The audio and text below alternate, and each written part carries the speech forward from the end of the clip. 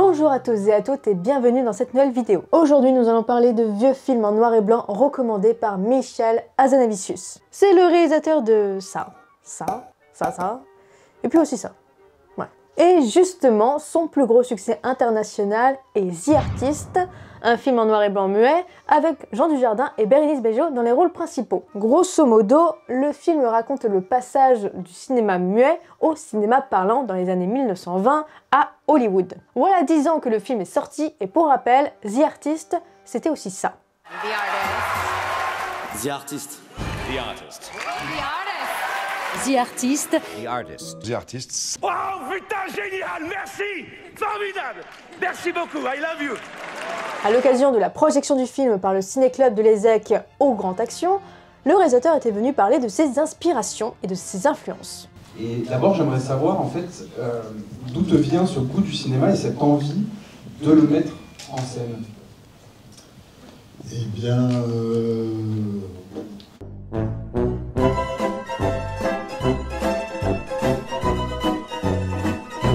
Parce que vous l'avez remarqué si vous avez vu un de ses films, Michel Hazanavicius est un réalisateur qui mélange les images de cinéma, qui s'en inspire, qui y fait référence ou qui tout simplement les imite. Et The Artist ne déroge pas à sa manie de rendre hommage au cinéma de façon plus ou moins directe. Devant un public composé essentiellement d'étudiants en cinéma, Hazanavicius a dressé une liste de 4 films noirs et blancs et muets qu'il aime particulièrement. Alors qu'aujourd'hui les plus gros succès sont des blockbusters formatés et que le bon goût est à la nostalgie des années 80, qu'est-ce qu'on en a à faire de voir des vieux films sans son et sans couleur? Eh bien, c'est ce que je vais essayer de vous expliquer en présentant les films un à un. Commençons, s'il vous plaît, par L'Aurore. L'Aurore est un film en noir et blanc muet, sorti en 1927, soit la même année que le tout considéré premier film parlant, Le chanteur de jazz de Alan Korsland. Wait a minute, you ain't heard nothing yet. Wait a minute, I tell you, you ain't heard nothing. You want to hear Tootsie? All right, hold on. L'Aurore contient lui aussi une bande sonore, comme par exemple des bruitages de voitures, mais il n'a aucun dialogue prononcé, donc c'est un film muet. L'histoire est celle d'un fermier qui, bien que marié et avec un enfant, vit une histoire d'amour avec une fille venue de la ville. Cécile lui propose, pour qu'ils soient vraiment ensemble, de tuer sa compagne en faisant passer ça pour un accident. Oh yes, yes, ouais, c'est... Waouh, c'est... Oh, fallait pas, hein. Non, vraiment. Oh, haha, un divorce sinon, non? Non? Pas de... Ok. C'est ce que l'homme va vouloir faire dans un premier temps, en emmenant sa femme sur un bateau, soi-disant pour sortir un peu, mais au dernier moment, ils se ravissent. Ils arrivent jusqu'à la ville, et là, l'homme, complètement désespéré et déçu de lui-même, va tout faire pour reconquérir son épouse, en faisant plein d'activités ensemble dans des décors de plus en plus surréalistes, avec de la fête, de la foule, etc., etc. Le film traîne vraiment en longueur pour vraiment montrer que l'homme fait tout pour se racheter. Et le film montre aussi qu'il s'est fait matrixer par la femme venue de la ville. Si c'est pas l'épouse, bah c'est la maîtresse. Voilà. Mais c'est pas le monsieur. Mais bon, là où le film devient vraiment exceptionnel, c'est la mise en scène de son réalisateur. Parce que Murnau, vous le connaissez forcément pour au moins un film.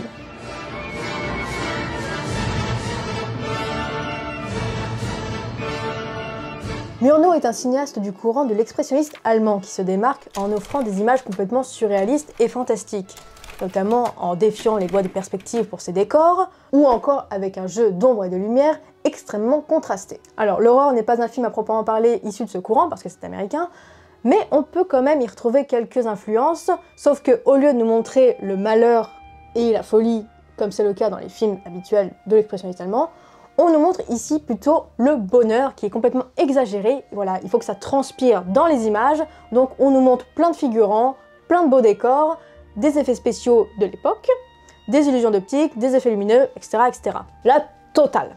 Et Murnau est tellement génial que Michel Hazanavicius ne propose pas un, mais bien 2 films de sa composition. L'Intruse ou City Girl en version originale. C'est l'histoire d'un jeune homme venu du fin fond de sa campagne, arrivant en ville pour vendre du blé. Là-bas, il rencontre une jeune femme qui ne vit pas le rêve américain malgré le dur travail qu'elle produit et se fait reluquer quasiment par tous les hommes qui viennent dans son restaurant. Tous? Non! Le dit jeune homme se tient bien avec elle et étant extrêmement naïf, il croit au destin et demande à cette jeune femme de l'épouser. un vrai Disney. Il ramène sa nouvelle compagne à la ferme et elle ne va pas être accueillie d'un très bon œil par le patriarche de la famille, qui est réputé pour être un énorme radin. Et elle continue de se faire plus ou moins reluquer en permanence par tous les hommes. Un vrai plaisir. C'est un film qui fait d'ailleurs beaucoup penser à celui de Terrence Malick, Les Moissons du Ciel, pour celles et ceux qui l'ont vu. Alors évidemment, je ne révèle pas la fin du film, comme ça vous incite à essayer de le découvrir par vous-même. Il y a des liens dans la description, tout est disponible. Qu'est-ce que tu attends pour le regarder? La fin de la vidéo, c'est une excellente réponse. La photographie dans la nature est juste incroyable. L'actrice principale, trop de talent, beaucoup trop. Alors oui, c'est un petit peu désuet forcément, parce que c'est pas du tout les mêmes méthodes d'acting aujourd'hui, mais franchement, ça passe crème. Je me suis tellement identifiée à elle. Peut-être le harcèlement. Ah, et surtout, il y a une direction de lumière qui est absolument dingue, surtout dans la dernière partie du film. Comme ça se passe de nuit, on voit les personnages qui allument, qui éteignent des lampes, sauf qu'en fait, c'était pas du tout suffisant ces lampes-là pour pouvoir éclairer autant une pièce. C'est le dernier film réalisé par Murnau à Hollywood. Et à l'époque, on commençait déjà à avoir de plus en plus de films parlants. Les films muets, c'était démodé. Et ça, Murnau, il s'en fiche, puisque son film est déjà fait, et il l'avait pensé comme ça.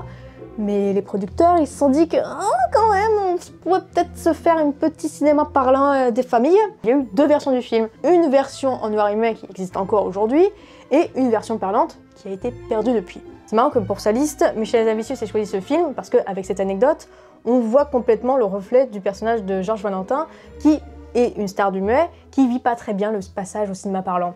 Et c'est un petit peu le cas du coup de ce film, qui a pas très bien vécu, au point que de toute façon, la version parlante n'existe plus, et Murnau, il est parti de Hollywood, et il n'a jamais fait de film parlant. Passons s'il vous plaît au troisième film de la liste, qui s'appelle L'Inconnu, de Todd Browning, sorti en 1927. L'histoire est celle d'un homme sans bras qui travaille dans un cirque avec un numéro de lancer de couteau avec une femme, la fille du directeur du cirque, dont il est éperdument amoureux. Problème, la femme est méfiante car elle en a pu se casser que les hommes se permettent de la toucher en permanence. Elle a du coup une véritable phobie des mains. Mais notre héros n'a pas de bras, donc lui, elle l'apprécie. Sauf que c'est faux, il a des bras. Mais genre, personne ne le sait à part son meilleur ami, et tôt ou tard, son secret serait peut-être amené à être dévoilé. Par amour pour elle, mais aussi pour échapper à la police, l'homme va se faire amputer des mains. Ouf. Quand il se faisait opérer des mains par amour pour la fille, la dite fille, elle est tombée amoureuse d'un gars, mais qui a des bras. En plus, il peut même pas dire à la fille qu'il s'est coupé les bras pour elle, parce que du coup, elle le sait pas. Donc du coup, ce qu'il a fait, ça sert à rien. Le héros en est tellement dégoûté qu'il prévoit de saboter un numéro déjà dangereux pour tuer son rival, mais là aussi, je ne vous révèle pas la fin. Et franchement, celui-là, des 4 films, c'est celui que je conseille le plus, parce que franchement, il y a une raison à ça. Ce film, il est vraiment bien, mais déjà, il faut parler de la performance de l'acteur principal. Il s'appelle Lon Chaney, c'est un acteur de talent du cinéma muet qui a interprété des monstres, des gens torturés, etc. Comme par exemple Le Fantôme de l'Opéra de 1925. Ici, on le voit se servir de ses pieds, comme si c'était ses mains, et il le fait avec une facilité qui dépasse la prouesse. Mais évidemment, que serait ce film sans le talent de son réalisateur Todd Browning? On se souvient surtout de lui pour 2 autres films, en noir et blanc, mais cette fois-ci parlant. D'abord, avec l'adaptation de Dracula de 1931, on le retrouve un certain Bela Lugosi dans le rôle titre. I am Dracula. Qui influencera toutes les interprétations de vampires par la suite, et aussi le cinéma de Tim Burton, oui, encore lui, puisque l'on retrouve Bela Lugosi dans son film biopic Ed Wood. Mr. Lugosi, I told you I don't want any of the goddamn coffins. No, I don't work here. Well, who are you? What do you want? I don't want anything. I'm a really big fan. I've seen all your movies. Et le deuxième film dont j'ai envie de vous parler s'appelle Freaks, ou La Parade Monstrueuse, qui nous montre des personnages difformes dans le monde du cirque, un film d'horreur trop violent et sombre pour l'époque, mais qui a aujourd'hui un statut culte dans son genre. Des éléments que l'on retrouve dans L'Inconnu à une moindre échelle quand même. J'ai beaucoup aimé le parti pris sur le personnage féminin qui du coup a cette phobie des mains, qui symbolise selon moi assez bien les conséquences du harcèlement. Enfin, pour finir, je vais vous parler du film américain sorti en 1928, qui s'appelle La Foule et qui est réalisé par King Vidor. Il nous raconte l'histoire de John Smith. C'est un petit garçon que l'on voit naître et qui se prédestine à une grande place dans le monde. Il quitte sa petite campagne pour la ville, travaille dans de grands bureaux et rencontre Marie, sa future épouse. On va ensuite les suivre dans leur mariage, à travers les hauts, les bas, pour savoir si leur amour sera suffisamment fort malgré les drames de la vie. Un film très fort dans son sujet puisqu'il nous montre des personnages naïfs, jeunes, pensant devenir maîtres du monde un jour alors que leur histoire est finalement assez banale. Ce sont surtout les scènes avec la présence de nombreux figurants qui sont assez dingues, déjà pour les avoir mises en place, mais aussi pour leur symbolique. Il n'y a qu'à voir ce travelling sur le lieu de travail du héros pour comprendre qu'il est comme tout le monde, même s'il en est persuadé du contraire. C'est en ça que le film est intéressant et particulièrement vertigineux. Le paysage de la ville, avec cette foule si importante, empêche d'être un individu unique et de vivre sa propre histoire. C'est là encore une fois toute la force du metteur en scène King Vidor, qui était connu à l'époque pour ses énormes fresques cinématographiques. Alors personnellement, je ne pourrais vous parler que de Salomon et la Reine de Saba, parce que c'est le seul film que j'ai vu de lui, mais sachez que c'est également le réalisateur des séquences en noir et blanc sépia du film Le Magicien d'Oz, sorti en 1939, soit probablement le film le plus influent de l'histoire du cinéma américain. Pour revenir sur la foule, vous vous en doutez bien, je ne vous ai pas dit la fin. Genre ça se termine du coup sur l'histoire du couple, mais ça laisse entrevoir plein de petites choses, plein de petites histoires qui peuvent exister en même temps que cette histoire d'amour. Et c'est vachement intéressant. Sachez que j'ai eu un peu des difficultés à pouvoir voir ce film dans des bonnes conditions. Je suis allée sur le site de streaming de la Cinémathèque, qui s'appelle la Cinéthèque, où on peut trouver plein de films de toute époque, vachement intéressant, et devinez qui c'est qu'on retrouve dans les bonus du film La Foule? Michel Hazanavicius. La boucle est bouclée. Que peut-on retenir de ces 4 vieux films noirs et blancs et muets? Eh bien pour ma part, je trouve que ça nous pousse à la curiosité. On a tendance à penser que le cinéma d'aujourd'hui est 1000 fois plus riche et inventif qu'à ses premières années. Ce qui est vrai, et en même temps non. Certes, avec le numérique, on peut faire plein de choses et on n'a jamais eu autant accès aux images, mais le cinéma muet ne doit pas être perçu comme de l'amateurisme ou de l'expérimental. Certaines scènes sans son offrent une émotion que les plus gros budgets d'Hollywood ne peuvent pas imiter. Le talent de mise en scène de ces 3 réalisateurs présentés sont juste des leçons de cinéma. Avec a priori moins de moyens, ils nous montrent 4 histoires d'amour et d'images qui restent en tête presque 100 ans plus tard. Et quand je dis que cela pousse à la curiosité, je veux évidemment dire que cela doit nous inciter à voir des films qu'on n'aurait pas l'habitude de voir de nos jours. Que l'on soit cinéaste, étudiant de cinéma, cinéphile ou spectateur normal. Il y a des tas d'histoires qui ont été racontées il y a plus de 100 ans qui peuvent encore nous émouvoir, nous toucher, nous émerveiller ou encore nous faire réfléchir. J'espère du fond du cœur que cette vidéo vous a intéressé. Je vous ai laissé plein de liens dans la description si jamais vous avez envie de découvrir des films muets.